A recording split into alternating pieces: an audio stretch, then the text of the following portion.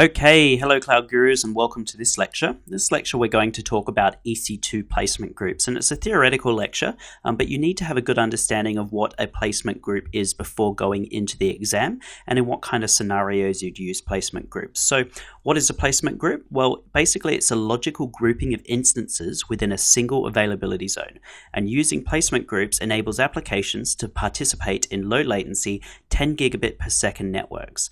Placement groups are recommended for applications that benefit from low network latency, high network throughput, or both.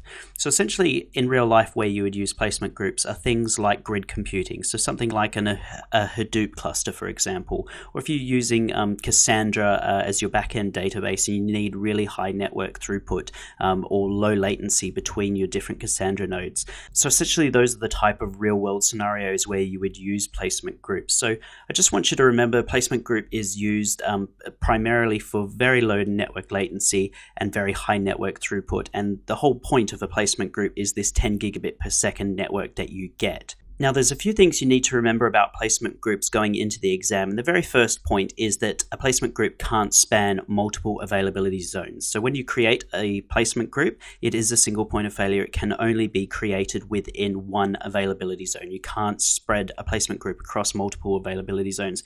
And that makes a lot of sense when you think about it, because at the end of the day, you're trying to minimize your network latency to, almost nothing. So you don't want your network latency to go, across two or three different facilities. So a placement group is always in one availability zone. The name that you specify for a placement group must be unique within your AWS account, and then only certain types of instances can be launched in a placement group. So these are things like compute optimized, GPU, memory optimized, or storage optimized instances. You're not going to get your T2 micros in a placement group.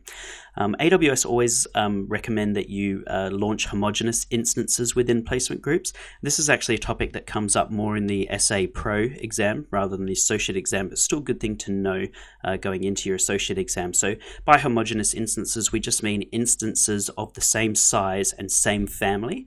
So you don't want to have a mixture of different instance sizes from different families within a placement group. And there's a couple of reasons for that. It's around reservations.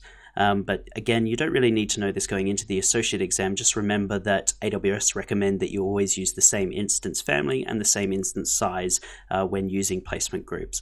Another thing you should remember is you can't merge placement groups, and then you can't move an existing instance into a placement group. You can create an AMI from your existing instance and then launch that new instance from the AMI into the placement group, but you can't move existing instances into placement groups.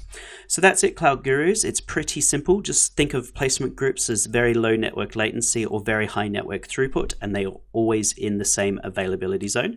And you should be right for any scenario you see placement groups in the exam. If you have any questions, please let me know. If not, feel free to move on to the next lecture. Thank you.